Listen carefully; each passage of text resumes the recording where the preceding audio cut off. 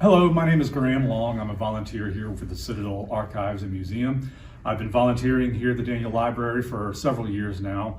My background is in museums. I was a museum curator at the Charleston Museum for 20 years. I am the current director of museums for Historic Charleston Foundation.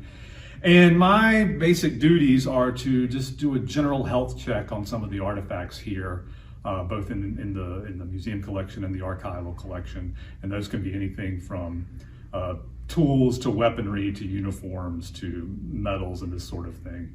And it's interesting and rewarding to do general health checks on everything to make sure that they're just doing okay. So I'm spending a little bit of time here today with a key artifact in the Citadel Museum collection. This is the presentation sword that belonged to Charles Courtney II. That's T-E-W. Two graduated from the South Carolina Military Academy, which is now the Citadel, in 1846. He was the first honor graduate in the school's history and became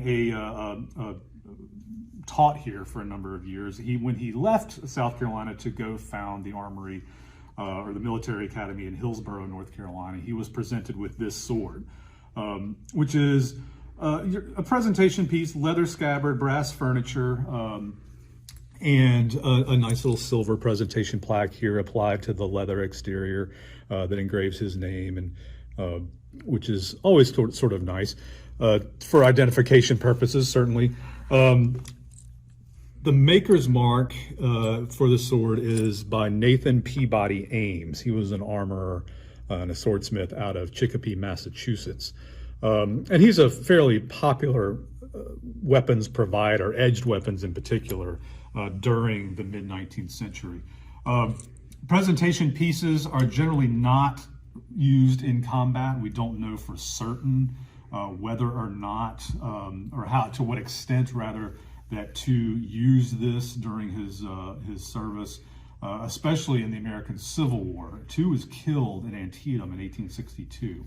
And what's interesting about that is the engraving here of the South Carolina palmetto tree, and just above where it says captured at Antietam, leads us to believe to some respect that Tew may have had this with him at the time of his death, and was just really just picked up and picked up and kept for and eventually ends up in the family, or is returned to the family later on, and then given to the Citadel collection here.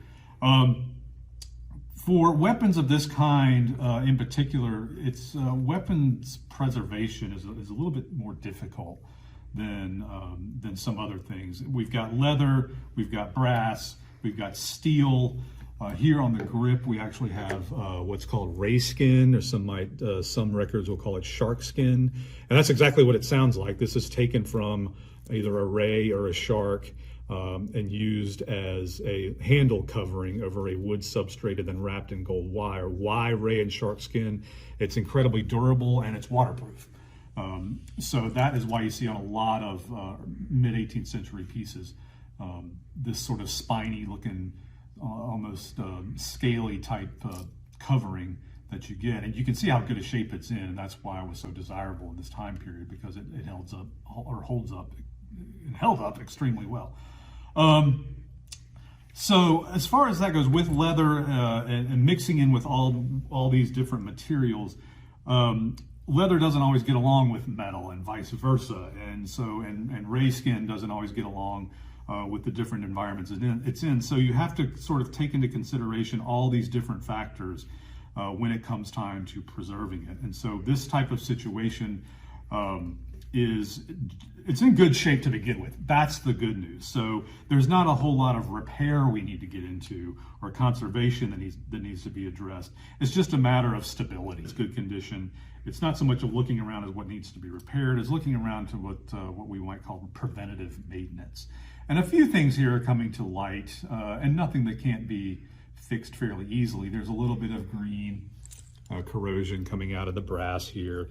That can be fairly easily addressed. There's some slight damage and wear to the leather, and this isn't too alarming. Some fading going on, and this is all to be expected for a piece that's that's been around since 1842. So for that reason being, this is an incredibly well-preserved and very stable piece.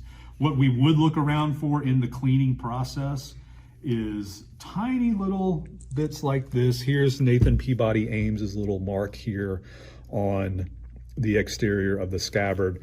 When we're cleaning this up, we're going very delicately, and we certainly want to make note of any engravings or markings like this, that if you polish it too much, that could really erode, wear down that mark and make it fairly, pretty much illegible. So you want to, and engraving here on the other side as well. So you want to make those extra efforts to be sort of careful around where any marks were made, either by the maker or the owner or the family later on.